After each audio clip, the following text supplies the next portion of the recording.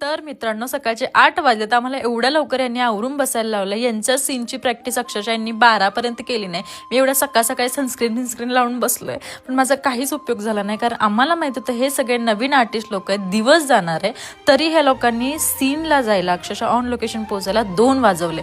यांना काय बोलू, अक्षरशः मुलं काही ना काहीतरी एक ना असं कांड करत होते की सर सगळ्यांना शिव्या देत होते।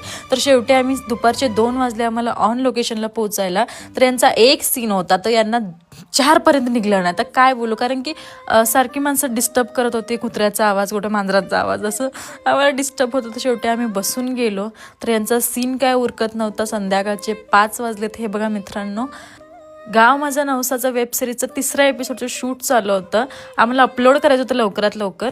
तर फायनली आमचा सीन उरकत आलेला आहे। सीन पण उरकलेला नाही, शेवटी हा कॅन्सल करायला लावला, कारण की उद्या शूट घ्यायचं होतं। तर फायनली सगळ्यांचा पॅकअप झालेला आहे। सरांना अक्षरशः झोप आली आहे, तर काय बोलू सांगा यांना।